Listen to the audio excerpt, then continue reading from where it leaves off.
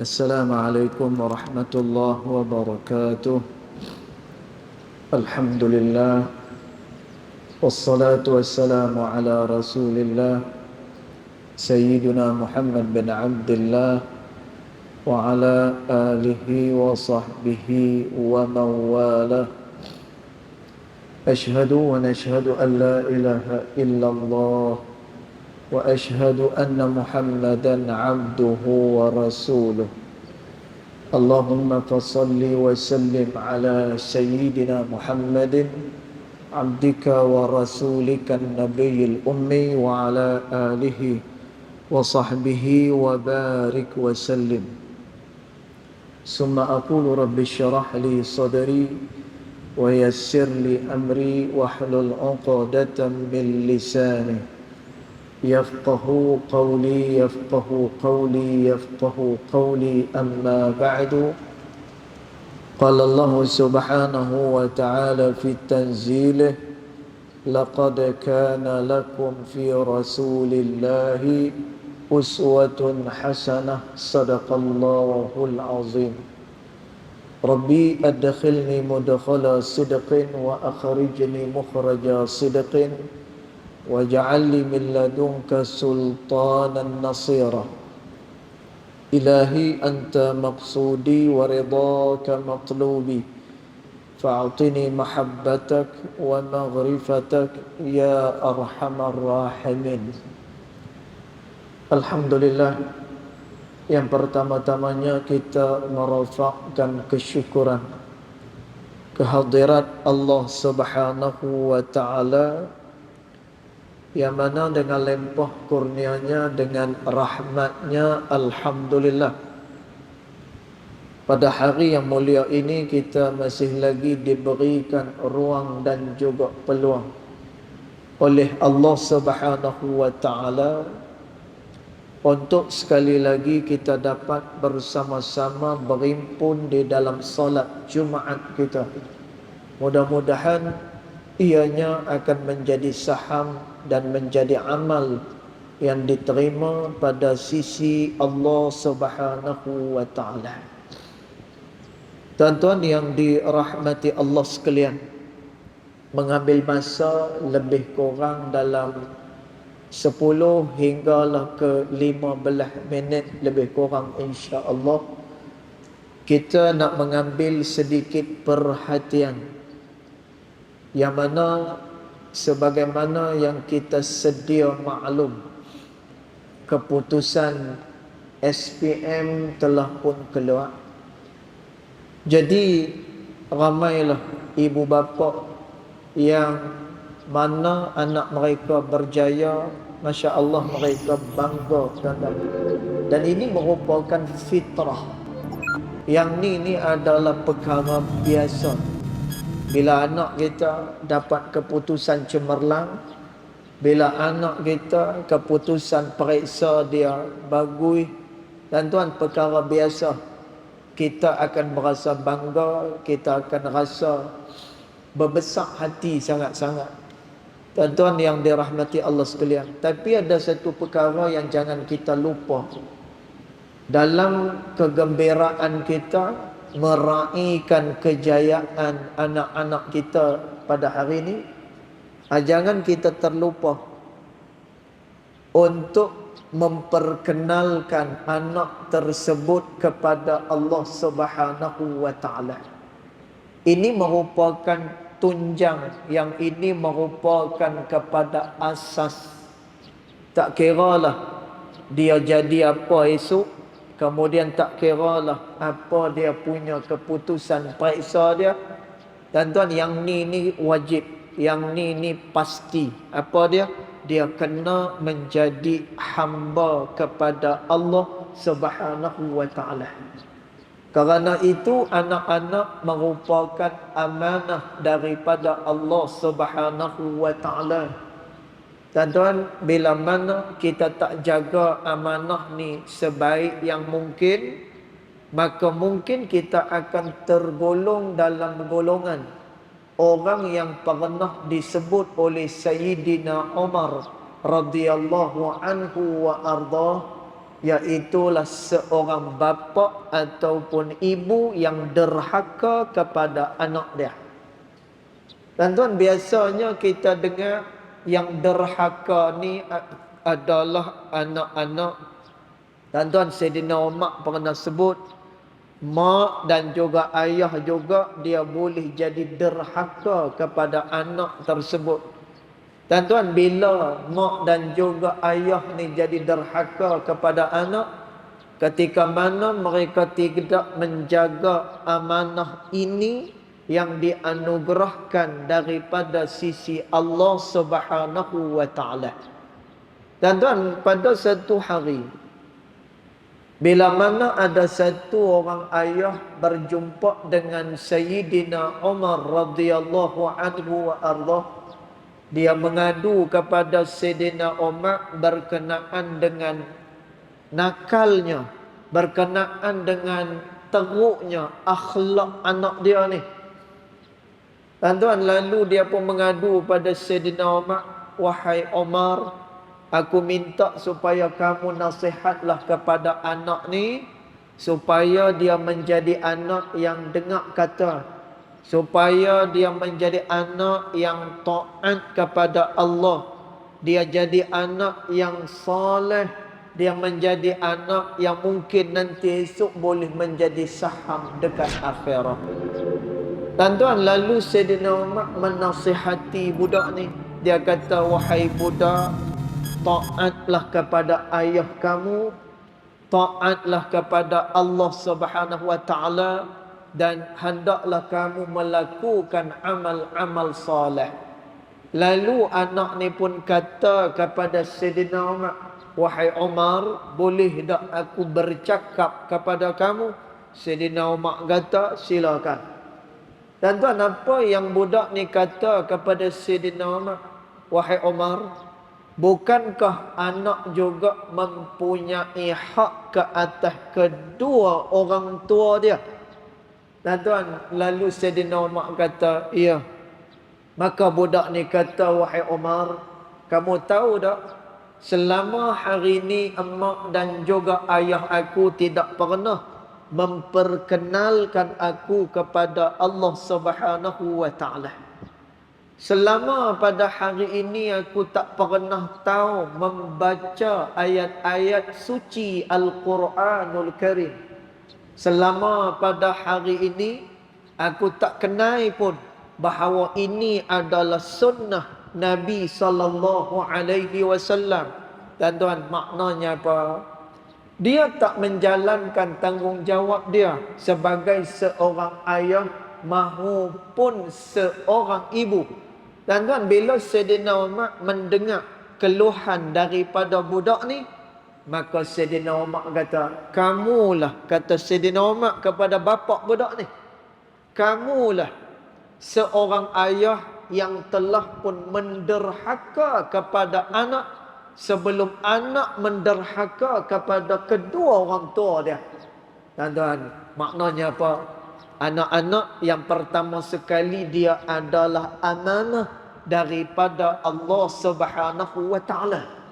Kerana itu satu nasihat yang cukup baik dan nasihat yang cukup besar yang disampaikan oleh Luqmanul Hakim, sehingga kan di dalam Al-Quran terdapatnya satu surah yang nama surah itu adalah surah Luqman. Tuan-tuan, Luqman ni dia terkenal sebagai satu orang yang suka memberikan nasihat kepada anak-anak dia. Tuan-tuan, apa yang Sayyidina Luqmanul Hakim beritahu kepada anak dia mula-mula sekali? Tuan-tuan, kata Luqmanul Hakim, perkataan ni dirakam oleh Allah Subhanahu wa taala. Kata dalam surah Luqman, wa idh qala Luqmanu libnihi wa huwa ya'idhuhu ya bunayya la tusyrik billah inna syirka la zulmun azim. Tuan-tuan, kata Allah Subhanahu wa taala. Tuan-tuan, ni perkataan Luqmanul Hakim. Dia nasihat kepada anak dia. Tuan-tuan, yang pertama sekali Luqman nasihat pada anak dia, ya bunayya la tusyrik billah. Wahai anak, kamu jangan mensyirikkan Allah Subhanahu wa taala.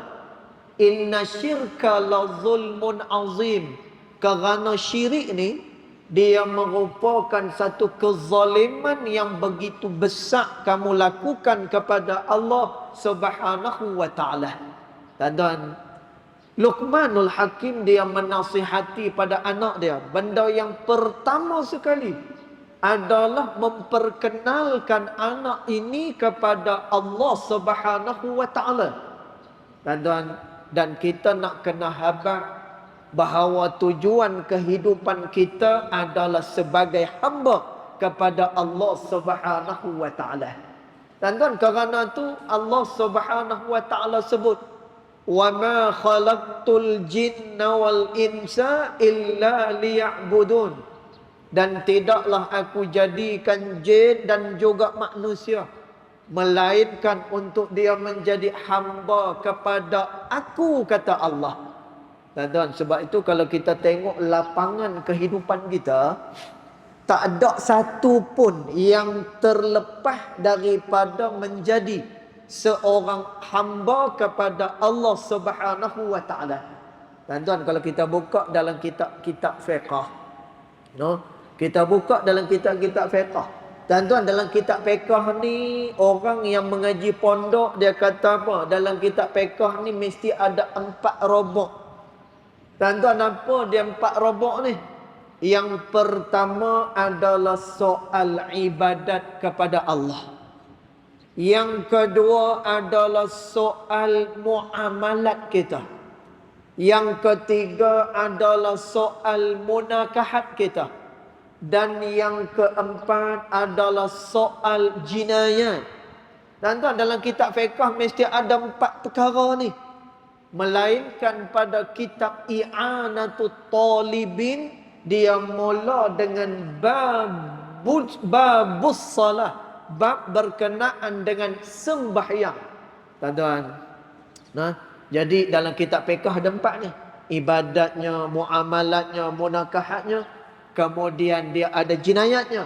Tuan-tuan, 4 bahagian ni dihimpunkan oleh ulama di dalam kitab-kitab fiqh kerana nak beritahu kepada kita manusia bahawa lapangan kehidupan kita ni adalah sebagai hamba kepada Allah Subhanahu wa taala.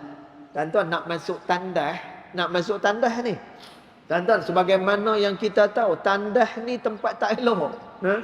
Sebab itu diajak oleh para alim ulama, bila masuk dalam bilik ayak jangan lama-lama. Habis hajat je kita terus je keluar daripada tandas ni. Dia tempat tak elok.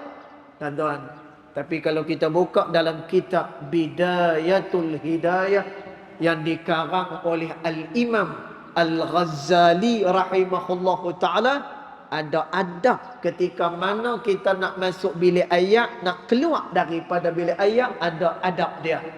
Tuan-tuan, nak tunjuk kata seluruh daripada kehidupan manusia ni dia bertakluk di bawah segala hukum hakam Allah Subhanahu wa taala, dan dia bertakluk sebagai seorang hamba kepada Allah Subhanahu wa taala.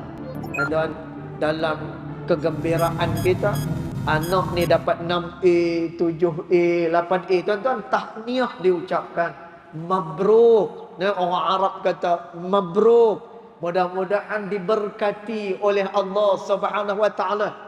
Dan juga memang Islam merupakan agama yang menganjurkan kepada penganut-penganut dia supaya cemerlang dalam setiap lapangan.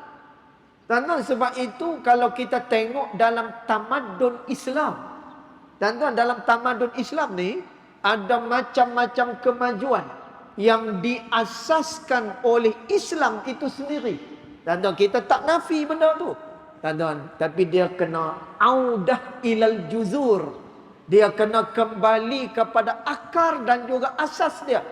Tuan-tuan, apa dia akar dan juga asas kepada kehidupan manusia? Iaitulah menjadi hamba kepada Allah Subhanahu wa ta'ala. Tuan-tuan, kita nak esok anak-anak kita ni, kalau dia jadi ustaz, dia jadi ustaz sungguh, yang bekerja ni ikhlas kerana Allah Subhanahu wa ta'ala. Tuan-tuan, kalau anak-anak kita jadi doktor esok, tuan-tuan, kita nak doktor yang kenal dengan Allah Subhanahu wa ta'ala. Tuan-tuan, esok-esok anak kita ni dia jadi engineer. Tuan-tuan, dia engineer yang kenal kepada pencipta dia. Tuan-tuan, dia pi Jerman, dia pi ke Amerika Syarikat sekalipun, tuan-tuan, dia tetap menjadi hamba kepada Allah Subhanahu wa ta'ala. Tuan-tuan, maka titik tolak kehidupan ni adalah meletakkan diri sebagai hamba kepada Allah Subhanahu wa ta'ala. Kerana itu ulama menyatakan awwaluddin ma'rifatullah. Awal-awal kepada agama itu ma'rifatullah.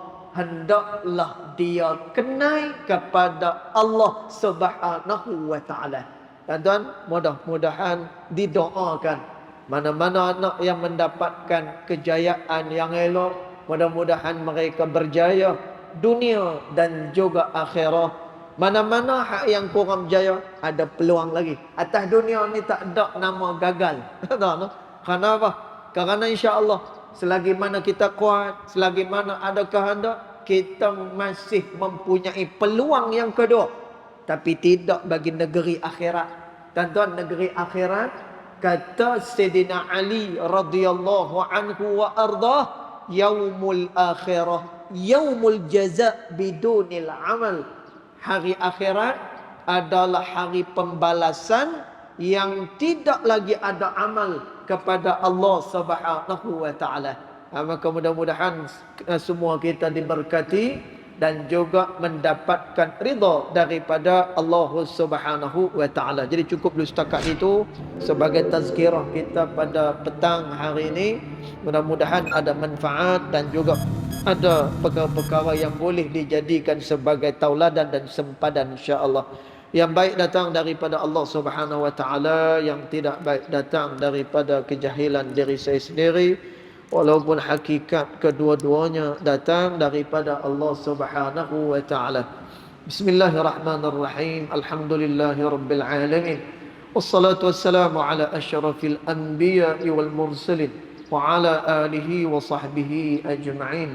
Allahumma ighfir lana ma akhta'na wa ma ta'ammudna wa ma asrarna wa ma a'lanna wa ma anta a'lamu bihi minna.